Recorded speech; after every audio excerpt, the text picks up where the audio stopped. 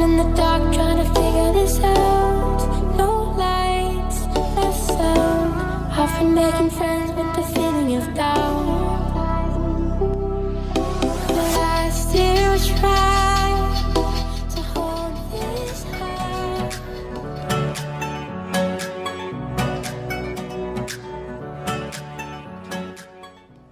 Assalamualaikum warahmatullahi wabarakatuh. Bersama saya Eko Praetno di Buguri TV.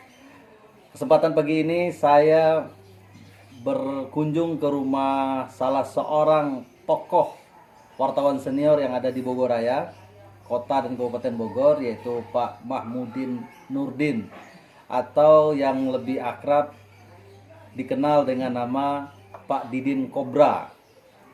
Selamat pagi Pak. Pagi. Apa kabar? Sehat nih Pak? Alhamdulillah. Alhamdulillah. Oh ya Pak, ngomong-ngomong Didin Kobra itu dulu Pak. Itu kenapa Bapak dikenal sebagai Didin Kobra itu Pak? Awalnya saya dan kawan-kawan itu membuat sebuah lembaga LSM, lembaga swadaya masyarakat yang namanya Komunitas Bela Rakyat, yang kemudian disingkat menjadi Kobra.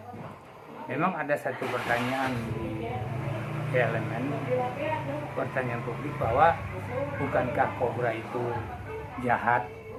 Nah, dalam artian yang berkembang di masyarakat bahwa Kobra itu binatang yang jahat dan mematikan, menakutkan.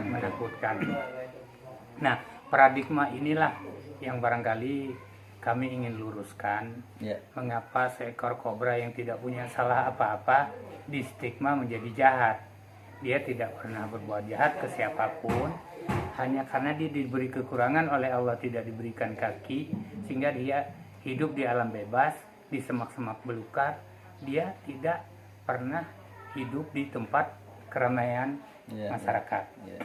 Lalu masyarakat yang datang ke tempat dia pun tidak hati-hati, tidak menggunakan sepatu atau sandal, Akhirnya terinjaklah kobra lalu dipacok. Ini merupakan cara dia untuk membela diri. Membela diri. Nah, kemampuan di bela diri ini sehingga diberi satu kekuatan atau kelebihan oleh Allah, bisanya itulah dapat mematikan. Supaya orang selalu berhati-hati kalau melewati daerah-daerah yang diduga ada kobranya, ada ular kobranya. Jadi berangkat dari filosofi ular kobra ini, akhirnya lahirlah LSM Kobra. Padahal singkatan juga ya dari Komunitas Bela Rakyat. Nah, rakyat yang termarginalkan, yang hampir sama kehidupannya dengan kobra, hanya bisa disalahkan, hanya bisa di stigma yang negatif terhadap keberadaan rakyat dari dulu, dari zaman penjajahan sampai hari ini, sehingga terkesanlah bahwa rakyat itu tidak ada yang benar. Yang benar adalah penguasa dan yang punya uang. Berarti Komunitas Bela Rakyat itu konsentrasinya lebih kepada membela hak-hak rakyat yang tertindas nih Pak. Nah itu kemudian pertama kami ingin meluruskan dulu bahwa masyarakat bawah ini tidak seburuk yang diduga oleh pemangku kepentingan. Mereka hanya mengalami mereka orang-orang bodoh yang memang nasibnya kurang menguntungkan sehingga pendidikannya rendah. Yang kedua, kesempatan kerja untuk pendidikan rendah ini pun minim. Peluangnya terbatas. Yang kemudian kalaupun ada adalah kerja-kerja kasar yang juga tidak bisa memenuhi kebutuhan sehari-hari. Nah, kondisi ini terus diperparah oleh kebijakan-kebijakan yang tidak memihak kepada rakyat. Nah, makanya saya dan beberapa kawan lainnya membentuklah sebuah lembaga LSM Komunitas Bela Rakyat. Nah, yang terakhir kami singkat dengan LSM Kobra. Nah, biarlah kami diberi nilai atau di framing bahwa kami bodoh, kami tidak punya martabat tinggi seperti orang-orang lain, tapi inilah yang kami lakukan bahwa ada kaum yang termarginalkan. Iya, iya. Ada kaum yang terbinakan. Adapun nanti pada suatu hari akan ada pembelaan dari orang-orang yang masih punya iman atau punya hati. Nah itu next step. Iya. Kami hanya berbuat mengingatkan bahwa masyarakat bawah itu perlu ada pembelaan. Pembelaan yang paling minim itu berilah informasi ke atas bahwa masyarakat kita itu begini. Iya, iya. Nah, secara faktual, Iya. nyata, tidak boleh ada kebohongan di sini. Tidak ada kebohongan. Bahwa rakyat kita ini sedang mengalami kesulitan pangan, kesulitan pendidikan dan sebagainya. Nah, kesulitan ini mudah-mudahan ada pembesar-pembesar kita baik yang duduk di pemerintahan maupun yang punya kekuasaan lain, pengusaha dan sebagainya, untuk sedikit saja berbuat. Iya. Nah, berbuat untuk masyarakat bawah, untuk masyarakat yang termarginalkan, itu menurut kami. Sehingga kami perlu jelaskan, stigma kobra jahat itu kami konotasikan kepada masyarakat yang sering berbuat jahat atau melakukan tindak kriminal karena keterpaksaannya. Kemudian karena memang mereka tidak memiliki ilmu, nah, sehingga dia tidak tahu bahwa itu salah. Terus sejak kapan Bapak mulai menjadi wartawan? Waktu kami buat LSM pun profesi saya sudah wartawan. Sudah wartawan. Pertama saya di seputar Nusantara, Kontras, dan kemudian terakhir itu di media bangsa, media mingguan nasional. Nah, berangkat dari keseharian saya di bidang kewartawanan, sehingga saya berpikir bahwa memang perlu ada LSM, karena wartawan itu pertama tidak bisa jadi narasumber, yang kedua hanya menampung informasi dan menyampaikan informasi, sedangkan LSM itu boleh. Iya, iya. Nah, kami buatlah LSM. Nah, kami mulai memberikan berbagai pernyataan publik kepada media lain juga. Iya. Nah, beberapa tahun kemudian kami juga akhirnya buat media sendiri, yaitu Kobra Pos. Ya, Kobra Pos. Kobra Pos. Itu majalah atau koran? Majalah bulanan yang sekarang berkembang menjadi bulanan dan harian juga, yaitu online. Oh ya, harian online. Ya.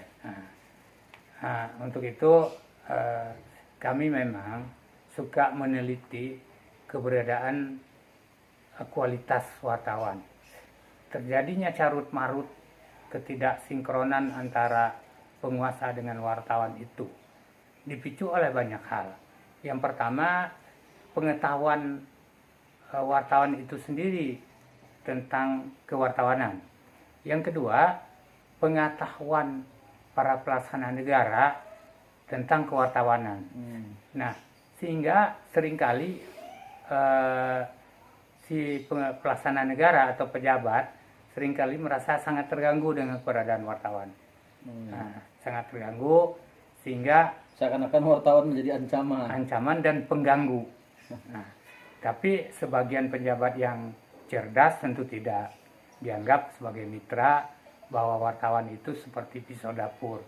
Bisa untuk mengiris kue, bisa juga untuk mengiris perut orang, kan begitu. Nah, gagangnya sebenarnya dipegang oleh pelaksana negara. Tergantung diarahkan kemana ini wartawan. Tapi wartawan pun punya prinsip, bahwa wartawan ini adalah juga pejuang anak bangsa.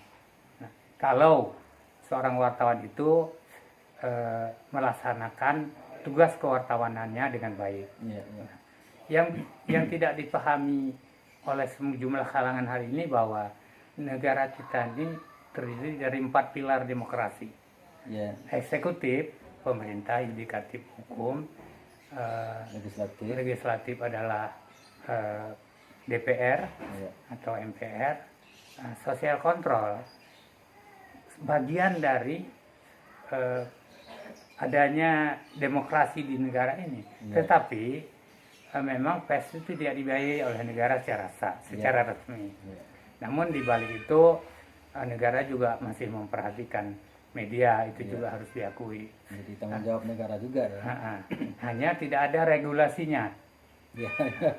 Tidak ada regulasinya, ada undang-undang yang melindunginya. Ya. Nah, kami sebagai wartawan pun kadangkala juga tidak mau dibayar. Ya, ya. Nanti independensi kami itu terganggu. Ya, ya. Kami tidak boleh memihak. Ya, ya. Nah, tidak boleh memihak, harus selalu independen. Pers juga ada undang-undang pers ya Pak? Ada undang-undang pokok pers nomor 40. Iya. Dan di berbagai undang-undang yang lain juga terselip keberadaan pers itu sebagai social control. Iya, iya. Nah, hari ini social control itu ditakuti, bukan dihargai. Bukan dihargai. Karena banyak juga kesalahan kawan-kawan wartawan. Nah, karena kawan-kawan wartawan pun seringkali menstigma bahwa pejabat itu adalah musuh. Pejabat yang Akhirnya diserang terus nih pejabat. diserang karena memang indikasi korupsinya kental. Iya, Kental iya. nih kan. Kental. Sehingga diserang oleh wartawan. Tapi tentu seharusnya wartawan juga nggak boleh langsung menjustis. Sebab setiap orang itu pengen juga dihargai, dikomunikasikan dengan baik, Iya. dengan bahasa-bahasa yang baik, yang elegan. Kalau kita menuduh bahwa ada penyimpangan anggaran, tentu kita juga harus tahu penyimpangannya itu di mana. Iya, iya. Jangan asal melihat, karena pembuktian terbalik belum ada di undang-undang atau hukum kita. Iya. Belum ada undang-undang pembuktian terbalik. Iya. Seorang pejabat itu kaya raya, kita tuduh lalu dia korupsi, Iya, nggak bisa. nggak bisa. Mesti Walaupun ada faktanya. ada fakta hukum, pelanggaran Tapi hukum. kan mesti juga dikonfirmasi kedua belah pihak Pak ya. Iya. Jika ada indikasi penyelewengan atau korupsi misalnya, tentu nggak bisa kita sepihak menulis opini begitu saja tanpa mengkonfirmasi ke Iya. yang bersangkutan. Harus ada narasumbernya, Ya. yang bicaranya harus ada, Ya. yang bertanggung jawab harus ada. Ya. Dan kita dalam menyampaikan informasi ke publik pun harus bertanggung jawab. Iya, iya. Apabila ada satu persoalan yang memang menyangkut ketentraman orang lain, tentu kita juga harus selidiki dulu kasus ini, validasinya sampai kemana, sampai seperti apa. Iya, iya. Nggak boleh asal muat, mentang-mentang diduga wali kota rampok uang rakyat. Nah itu nggak boleh, karena bagaimanapun dia punya keluarga, punya saudara, akan tersinggung walaupun bahasanya diduga atau terindikasi. Nah, kalau memang belum ada sebuah kenyataan, harapan saya kepada rekan-rekan wartawan agar tidak menulis seperti itu. Iya, iya. Nah, kemudian dalam persoalan keuangan, wartawan memang kesulitan keuangan, ya kan?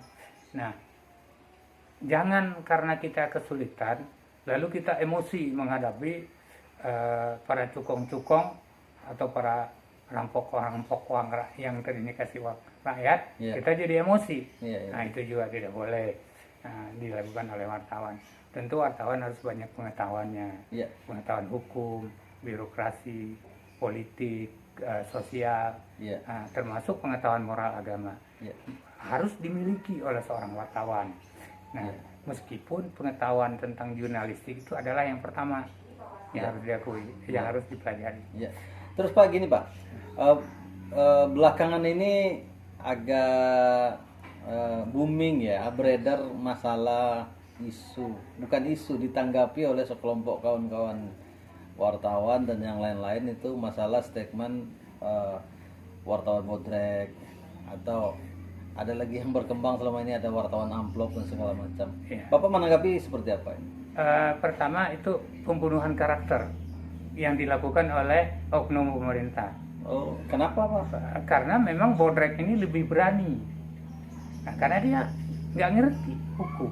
Oh, Begitu ada penyimpangan yang diduga oleh dia itu benar penyimpangan, iya. lalu dia berani memberi satu label bahwa dia pejabat ini melakukan, sehingga pejabat itu tersinggung, dianggaplah bahwa wartawan tersebut tidak punya pengetahuan. Padahal bukan tidak punya pengetahuan. Iya, iya. Keberadaan dia itu justru sangat mengganggu dalam jangan selalu diartikan dalam artian yang negatif. Iya. Nah, itu juga bagian kontrol. Iya. Kalau ada pejabat menstigma bahwa ada wartawan bodrek, saya justru meragukan.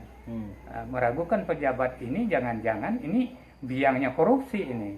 Nah, kalau ada yang tersinggung oleh ucapan saya, boleh datang ke saya buka. Jadi maksudnya gini, Ya. berarti kalau maksud bodrek ini kan biasanya ngobat sakit kepala spontan ini. Spontan kan rame-rame iklannya, kayak gitu kan? Artinya kalau yang dimaksud oknum pejabat yang mengucapkan wartawan bodrek itu berarti ini wartawan bisa dibayar begitu, terus dia sembuh gitu. Artinya ketika dia suap pihak wartawan atau media, terus beritanya jadi nggak naik, atau asumsinya seperti itu? Bukan. Justru wartawan bodrek itu lebih galak dari wartawan yang benar memahami tentang kode etik jurnalistik, tentang pengetahuan lain-lain yang dimiliki oleh seorang wartawan. Kalau si bodrek ini dia lebih berani, kayak banteng ganas dia.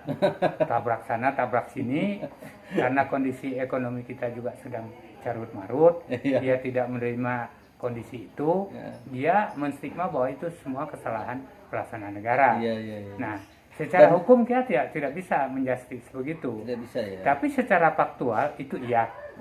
Kok pejabat baru kepala dinas udah seperti pengusaha besar? Nah, ini kan jadi aneh. Nah, cuma kita nggak boleh ngomong, nanti kita ditangkap. Sumber keuangan dari mana? Dari mana? Itu tetap jelas, itu indikasi korupsinya kental. Gitu. Makanya sejumlah pejabat itu yang melakukan korupsi itu, khususnya kepada saya tahu mereka benci ke saya, cuma dia nggak bisa menghalangi saya, gitu aja, nggak bisa menghalangi saya, tidak bisa menutup jalan kepada saya, karena saya selalu punya akal untuk bisa membuat mereka stres agar tidak melakukan lagi tindakan penyimpangan itu. Biasa kan kalau wartawan mengkonfirmasi kepada para pejabat, pasti para pejabat terkait atau bidang humasnya pasti akan memberi jawaban-jawaban yang normatif gitu kan, indah. Tidak konkret kepada persoalan yang sebenarnya dipertanyakan. Nah, kalau kita pakai bahasa kasar, tidak ada maling yang mau ngaku, kan gitu kan? Nah, humas atau juru bicara, dia akan melindungi atasannya, majikannya. Nah, dia akan melindungi karena kenapa? Itulah tugasnya dia. Ya kan? Kalau sekarang kan terkenal dengan buzzer lah segala macam. Ya segala macam kan, melindungi atasannya, tidak peduli dia atasannya itu salah atau benar. Artinya keberpihakan dia bukan kepada rakyat, tapi pure kepada atasannya. Memang itu tugasnya dia. Gitu. Gini Pak, sebagai wartawan atau awak media nih, seluruh keuangan negara dari pelaksana negara di instansi manapun, kita kan punya dilindungi oleh undang-undang untuk melakukan kontrol terhadap keuangan negara itu sendiri, penggunaan keuangan negara itu sendiri. Itu kewajiban seorang wartawan yang dia berada di pilar keempat sebagai social control. Tidak menyalahkan aturan juga kan. Yang menyalahkan itu menuduh kan. Aturan itu tidak ada yang salah. Cuman aturan itu sudah diketok palu, dibuat sedemikian rupa sehingga ada celah untuk melakukan penyimpangan. Itu yang menyakitkan hati rakyat, supaya Anda tahu. Ada saja celahnya. Selalu ada celah.